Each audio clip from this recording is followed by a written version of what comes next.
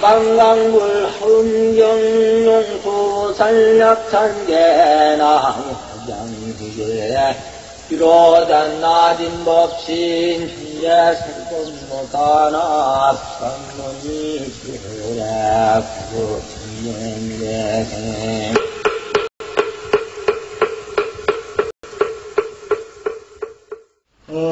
그 다음에 이제 환경 1번을 모두 펼쳐주시기 바랍니다.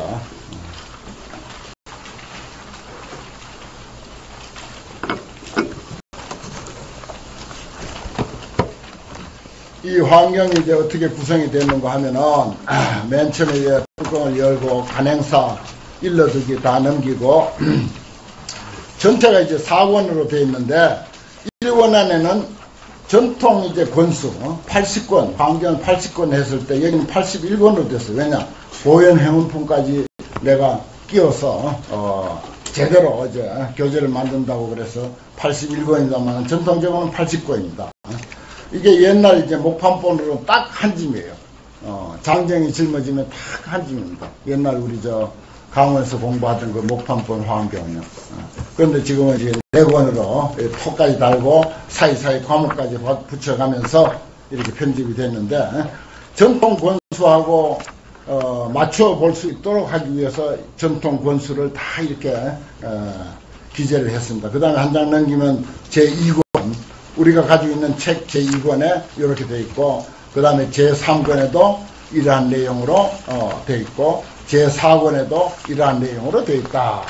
이제 워낙 반대하고 내용이 복잡다단하니까 찾으려면은 요 목차를 보고 찾으려면 무슨 품 어디가 보자 하면 몇 권에 몇 페이지부터 있구나 하는 것을 그냥 쉽게 찾을 수 있도록 이렇게 했습니다. 그 다음에 이제 제1권 목차에서 이건 세목입니다. 아주 자세한 이제 목차를 이렇게 이제 현대적으로 정리를 했는데 이 정리는 저희 자의로 했는데 사실은 이제 먼저 연구하신 청량국사 청량스님의 과목과 또 통현장자라고 하는 분의 그 과목을 같이 이제 참고를 해서 제가 이제 현대적으로 많이 생략하면서 이렇게 과목을 달았습니다.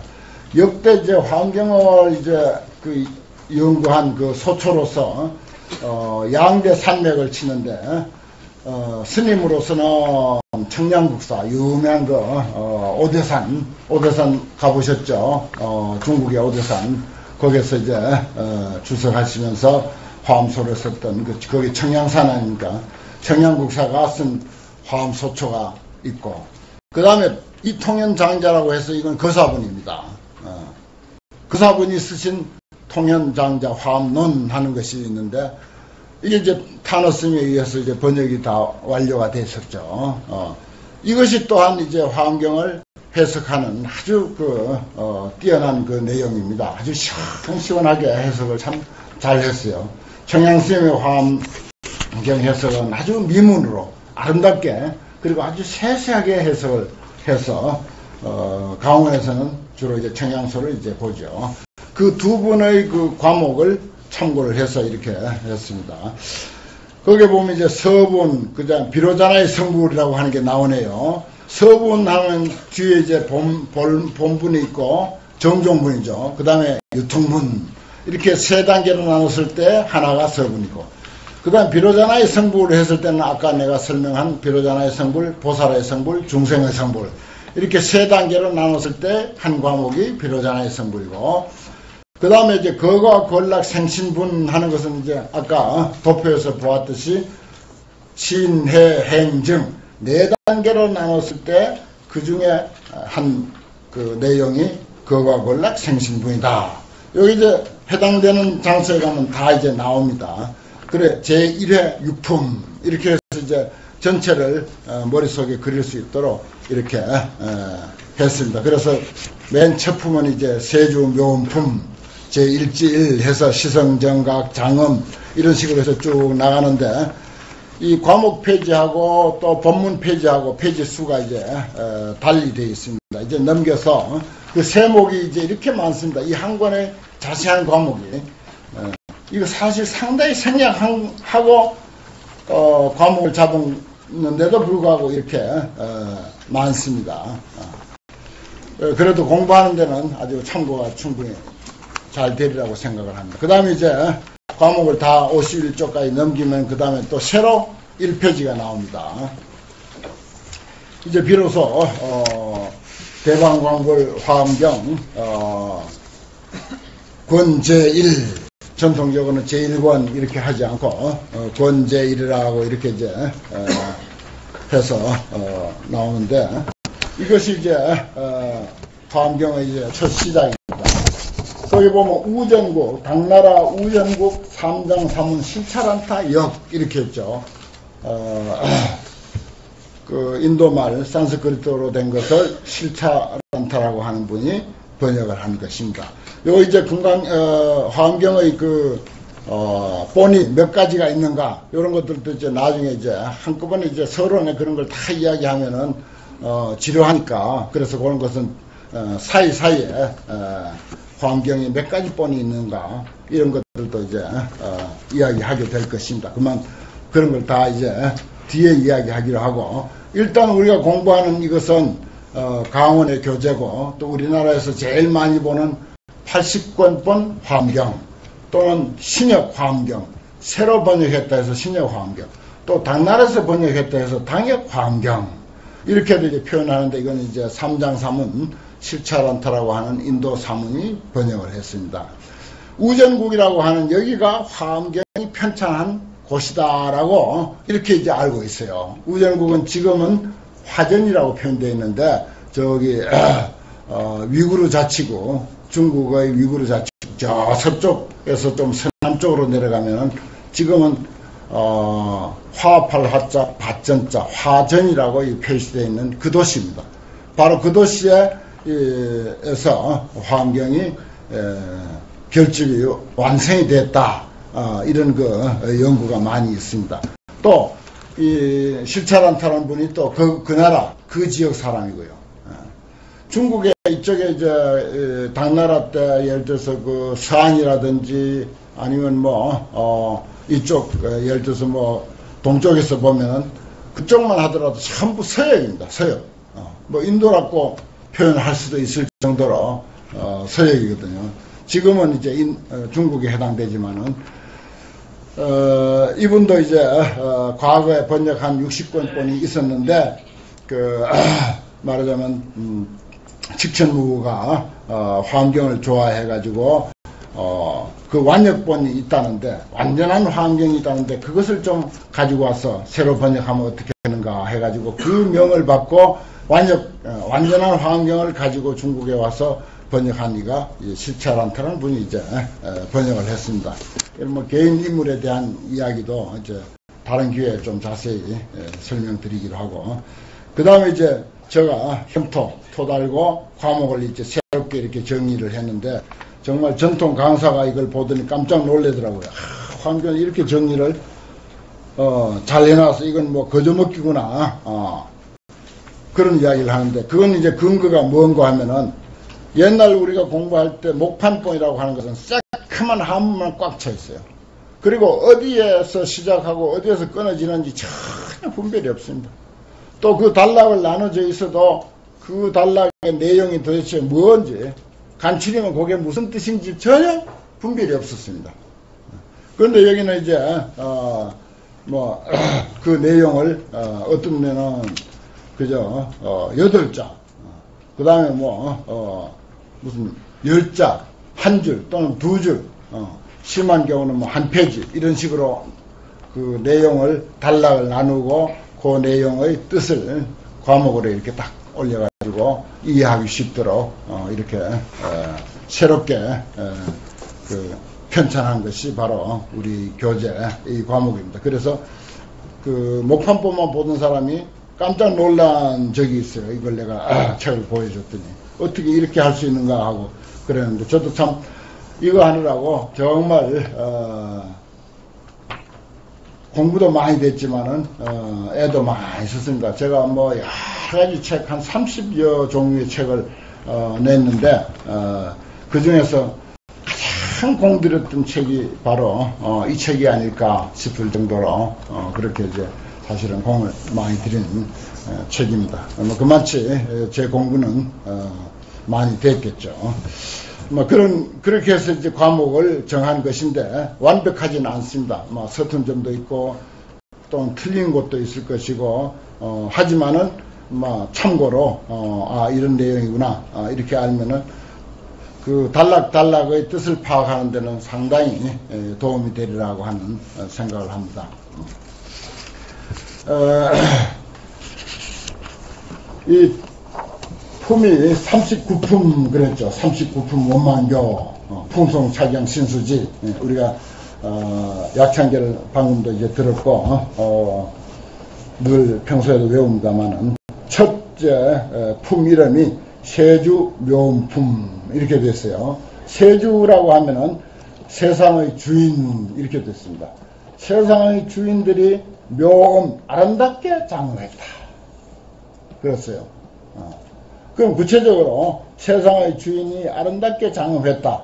바로 이 자리에는 여러분 한 사람 한 사람이 개인의 승려 생활이에요. 개인의 인생에 어떻든 간에 바로 이 자리에서는 그 나름대로 전부 자기 몫을 하고 있고 제자리에 앉아있고 자기 인생 살아갑니다. 다 그분의 입장에서 보면 전부 세상의 주인이야.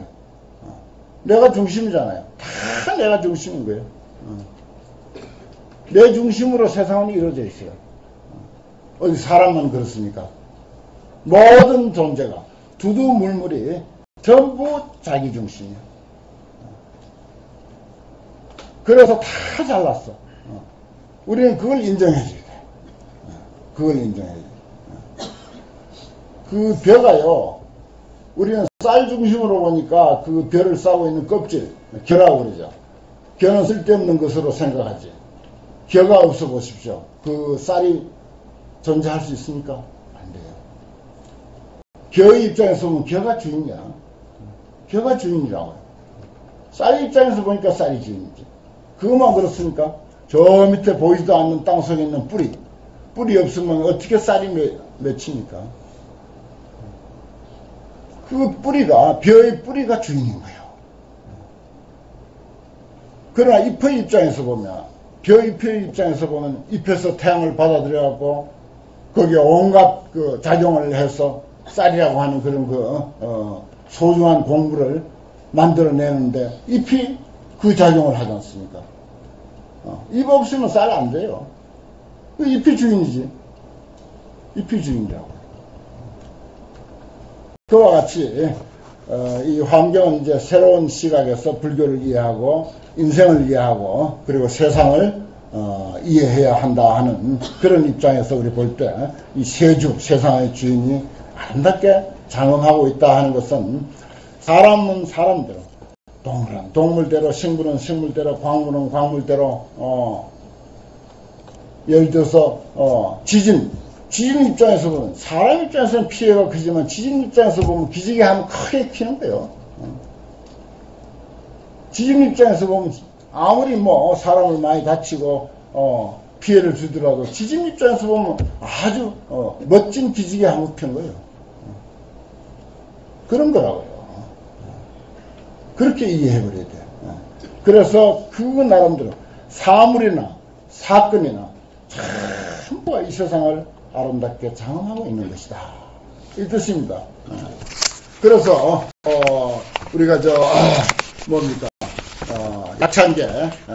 약창계 보면은 그저 신장들 이름 주풍신, 주공신, 주주신, 뭐 아수라, 가르라, 김나라, 마우라가 야창 별별 이 세상에 존재하는 가장 그 대표되는 것만 열거를 했습니다. 거기에 이제 여기 이제 그 뒤에 다 나오지만은 약창계라고 하는 것이 정말 환경을 이해하는 데는 참 중요한 것입니다. 그래서 이제 약창계를 하나씩 다 돌렸는데, 뭐 성을 맡은 신, 산을 맡은 신, 약을 맡은 신, 뭐 물을 맡은 신, 바람을 맡은 신, 그 다음에 어떤 방향을 맡은 신, 뭐 달이면 월천자, 태양은 일천자, 이 세상에 존재한 아주 중요한 것들만 골라서 이 세상의 주인이다 라고 표현을 하면서 이 세상은 그들이 그렇게 아름답게 장엄하고 있다. 이런 뜻으로 정말 환경을 압축하고 압축해서 약창제로 간략하게 편찬한 그런 그 개성 속에 그 쓸데없이 왜 그 신장들 이름만 그렇게 많이 열거했겠습니까?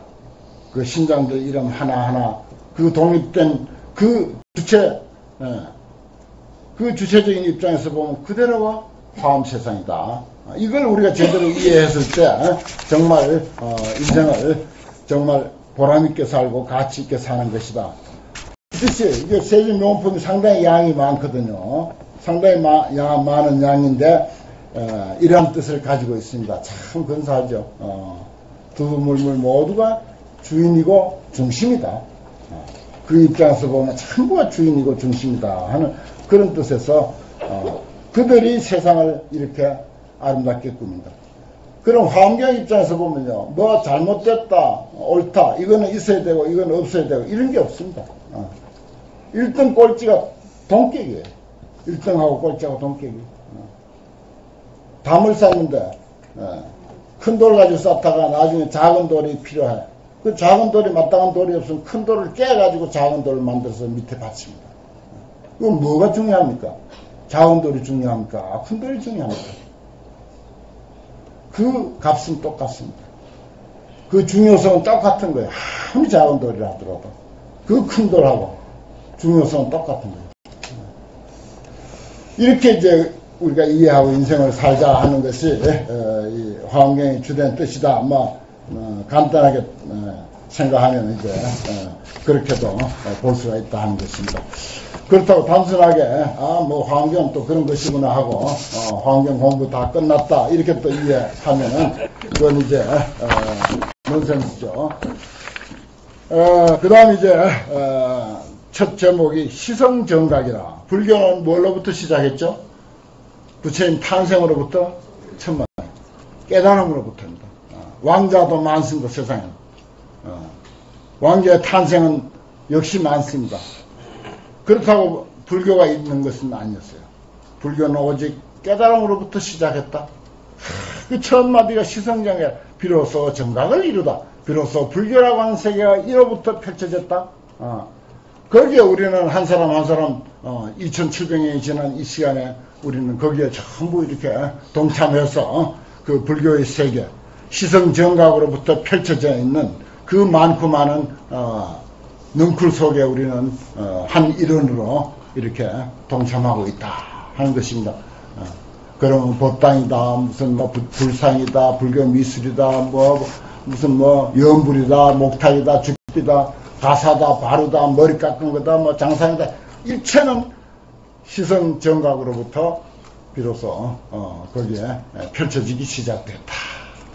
일체 불교의 세계는 시성정각으로부터 됐다. 근사하죠. 정말 환경답죠. 환경만 제대로 우리가 공부를 하면은 불교 공부 다 하는 거나 마찬가지입니다. 모든 경전이 그렇듯이 시작은 여시하면 하사오니 이렇게 됐습니다. 이와 같은 사실들을 내가 들었습니다. 제가 들었습니다. 언제 결집을 했다 해도 모든 설하신 것은 부처님이 설하신 것이고 보살이 설하신 것이고 들은 사람은 들어서 편집한 사람은 아란존자로 되어 있어요. 무조건 그렇게 되어 있습니다. 이건 아란존자가 머리 좋고 기억력 좋은 게 죄지 다른 죄 하나도 없습니다. 지금 경전을 결집을 해도 부처님이 설했고 아란존자가 듣고 기록한 것이다라고 이렇게 나오게 되어 있어요. 이거 가지고 역사적인 사실이냐 어쩌냐 그거 따지면 그건 아주 저기 유치원생들의 그 수준이라고 생각해야겠죠. 불교는 그런 차원이 아닙니다. 일시의 불이 한때 부처님이 지금 이 순간이 일시입니다. 그래서 일시예요. 한때라. 언제든지 환경을 펼치는 그 순간이 일시야. 부처님이 계셨다. 어디에? 마갈제국 아란야법 보리장중하사 시성정각 하시니라. 불생갑이라 성도 마갈타 설법바라나 인멸굿이라 우리가 사시 공양할 때 늘 외우는 신념이 있죠. 여기에 나온 그대로 그야말로 마갈제국이라고 되어 있지만은 흔히 마갈타국이라고 그러죠. 거기 그야말로 부처님이 성도하신 부다가야입니다. 지금으로 아라냐법이야. 고요한 법, 아주 적정법 이렇게 표현을 합니다. 적정법. 이거 육성치는 여기서부터 그런 거 진부하게 이야기할 필요가 없고 아라냐법 정말 모든 것이 눈앞에 이렇게 형상으로 소리로 존재하는데 그 존재 이전에 현상 이전에 본체의 입장 그게 아라냐예요. 적정. 그 도리에서부터 그 도리를 지니고 있는 보리장중 깨달음의 장소 깨달음의 장소입니다. 깨달음의 장소에서 시성정각하시다. 비로소 정각을 이루시다. 성도하셨다. 우리는 사실은 그 초파일 행사보다도요 성도제일 행사를 더 크게 해야 합니다. 몇 배 더 크게 해야 돼요, 사실은. 그래서 부처님의 깨달음을 만천에 널리 알리는 그런 어떤 방편으로 삼아야 합니다. 이 깨달음을 통해서 비로소 불교가 있게 됐고 환경이 있게 됐다. 다른 경전에는 이렇게 시성정각부터 나오는 경이 없습니다. 부처님이 깨달음을 이루셨다. 아니에요. 이거는 맨 처음 부처님이 깨닫고 나서 깨달음의 어떤 법률 속에 계신 그 37일 동안의 어떤 그 정신세계를 그린 것이기 때문에 바로 첫 깨달음에서부터 이렇게 시작하는 것으로 되어 있습니다. 그 깨닫고 나니 어떻다? 장엄. 우리가 보고 있는 이 세상 그야말로 제 눈의 안경이라고 전부 각자의 그 소견대로 각자의 깜냥대로 각자의 수준대로 또 각자의 어떤 그 지금 기분 많지만 세상을 봅니다. 지금 기분 많지만 세상을 이 법회를 이해하고 느끼는 것도 지금 각자의 기분만큼만 이해하는 거예요. 그럼 부처님이 정각을 이루셨을 때 이 세상은 어떻게 느껴왔던가, 이 세상은 어떻게 보이던가, 깨달음의 안목, 깨닫고 나서 세상은 어떻게 되어 있는가. 그러니까 깨달음의 눈으로 묘사한 세상이에요. 이걸 이제 일일이 다 열거하지 못하고 땅이 우선이니까 땅의 장엄, 그 다음에 볼수 밑에 앉았죠. 앉아서 깨달음을 얻었는데 볼수의 장엄, 그 다음에 궁전의 장엄. 궁전도 없었습니다, 사실은. 그런데 깨달음의 시각에서 보니까 어마어마한 궁전이야. 그리고 사자자의 장엄. 거기 지금도 가보시면 아시지만은 아주 차디찬 그저 바위, 그리고 보리수가 거기에 바위에 기대어 있었습니다. 거기에 길상초라고 하는 풀을 깔고 부처님이 일주일간 앉아 있었는데 그때 벌써 말라버리고 형편이 없었어요. 우리의 안목으로 보면은 그와 같이 평범하고 그저 연히 바위나 풀에 불과하지만은 깨달음의 시각에서 볼 때 이 세상은 그런 것이 아니더라 하는 것입니다. 오늘 예를 들어서 무슨 복권이 하나 당첨됐다. 큰 복권이 하나 당첨됐다 하면 세상은 전혀 달리 보일 것입니다. 그런데 하물며 대각 이 세상에 그 누구도 경험하지 못했던 큰 깨달음을 성취하신 부처님의 눈에 비친 그 땅은 어떠하겠는가. 첫마디가 기지가 견고하여 금강소성이라 그랬어요. 그 땅은 견고해서 다이아몬드로 이루어졌다. 다이아몬드로 이루어졌더라 이거예요. 나는 진짜 다이아몬드가 거기 널려 있는가 하고 거기 부다가에 가서 곳곳에 쫓아다니면서 다이아몬드가 있는가 하고 경계에 분명히 다이아몬드 소성이라고 했으니까 금강소성이라고 했으니까 다 주워가도 그래도 몇 개는 남았을 거라고 생각하고 훑어봤지만 하나도 안 보이더라 이거야. 왜 안 보이냐? 나는 중생의 눈이니까 안 보였을 뿐이야. 다이아몬드가 없는 건 아니야. 천지가 다이아몬드야. 그런데 나는 중생의 안목으로 보니까 그저 메마른 바위요 그 밖으로 부다가야 탑 그 주변이나 그 밖으로 저 강가로 아무리 가봐야 척박한 땅이고 모래 자갈 뿐이었더라. 내 눈으로 보니까 그런 거죠. 그런데 깨달음의 눈으로 볼 때 금강소성이더라. 이렇게 이제 일단 해놓고 그 다음에 이제 좀 더 부연 설명합니다. 상묘보름, 상묘하는 건 상자도 최고로 아름다운 보배 바퀴가, 그리고 그 중보화, 아주 여러 가지 보배로 된 꽃과 청정마니, 아주 훌륭한 마니도 이제 아주 감당하는 보물의 일종이죠. 감당하는 보물의 일종입니다. 그것으로서 구석구석이 꾸며져 있어. 땅이 땅의 장엄이니까 구석구석이 꾸며져 있어.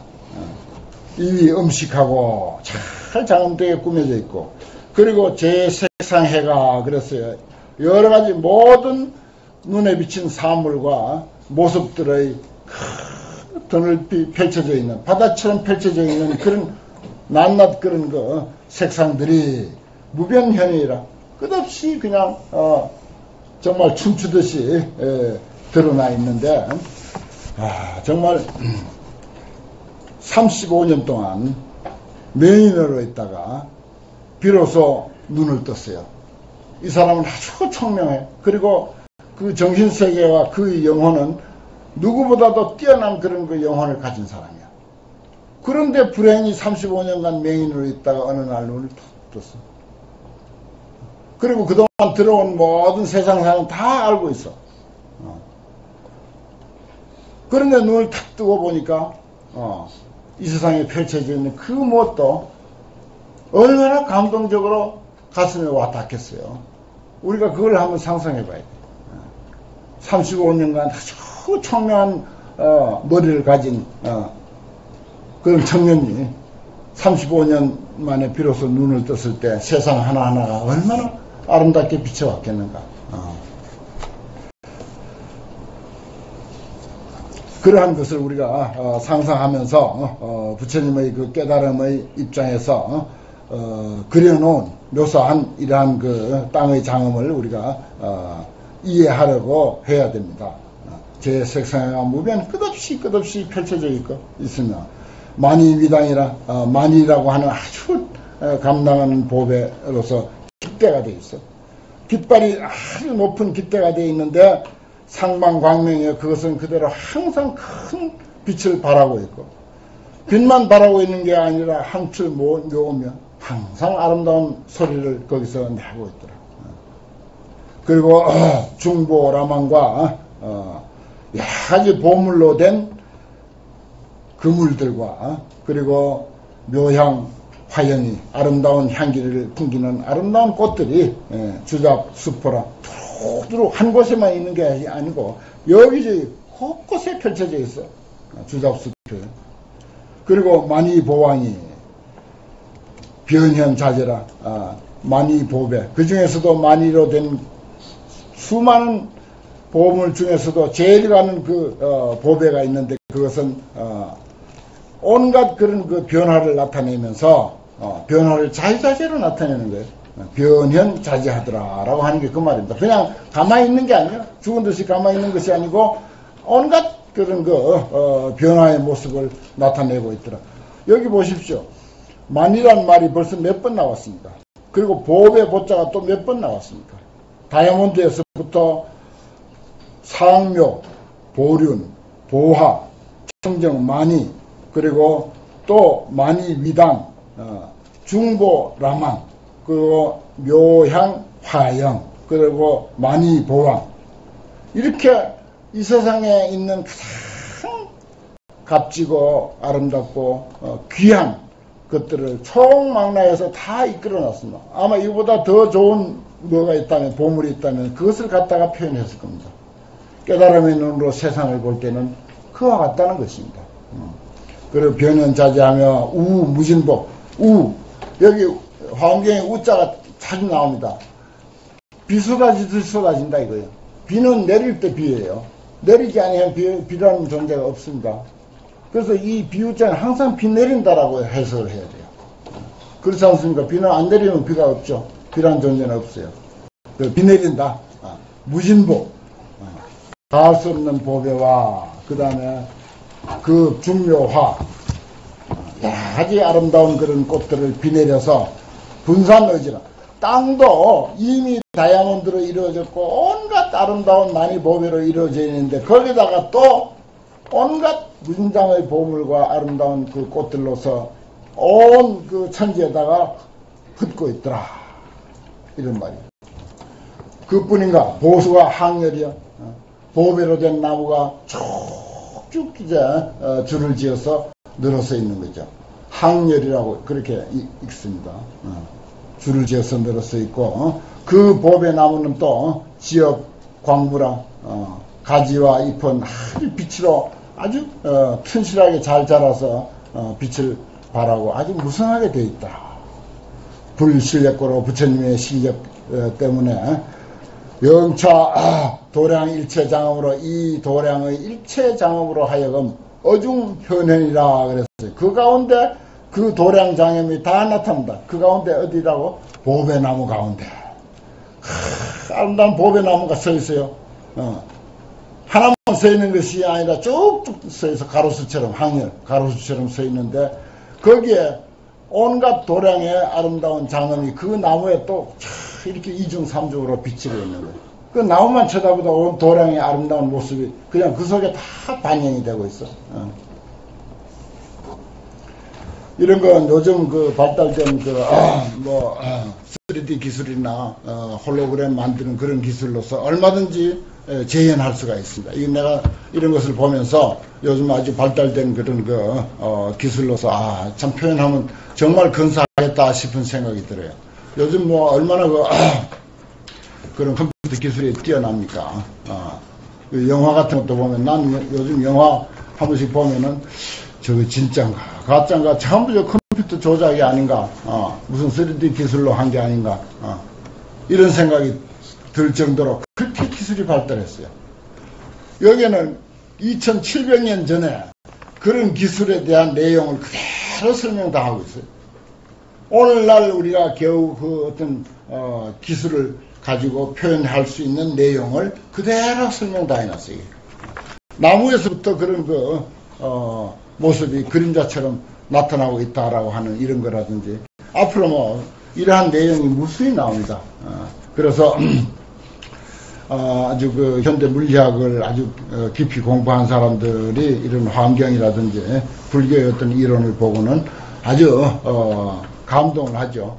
탐복을 합니다. 어찌 2600년, 700년 전에 이렇게 그 설명할 수 있었나? 도대체 그분의 정신은 어느 정도의 차원이기에 이런 내용을 그때 벌써 이야기할 수 있었나? 이게 그냥 단순하게 무슨 소설가가 상상한다고 될 일이 아니에요. 정말 지혜가 명철해가지고 이 존재의 실상과 하나가 된 거예요. 하나가 된 거예요. 우리는 뭐 사람을 봐도 저 사람이 나에게 무슨 생각을 하고 있는가 캄캄하죠. 이 식물은 어떻게 자랐는가 캄캄합니다. 그런데 깨달은 사람의 입장이 되어버리면 바로 식물이 되어버려요. 바로 그 사람이 되어버려요. 곧바로 생각하자마자 그 사람이 되어버려요. 생각하자마자 비가 되고 구름이 되고 물이 되고 나무가 되고 돌이 되고 순식간에 그렇게 되죠. 100% 그렇게 되니까 존재의 실상을 꿰뚫어가는 거죠. 그러니까 이런 표현이 2700년 전에 나올 수 있는 거예요.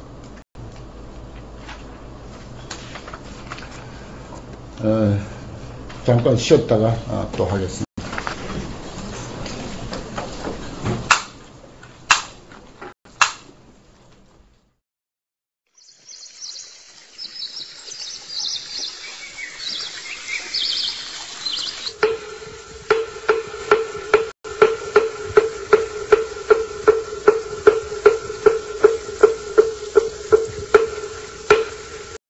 강강불 흥경용수 산약탄계나 양지교에 비로단 낮은 법신 현재 살건못하나 삼문이 교에 그 천년대생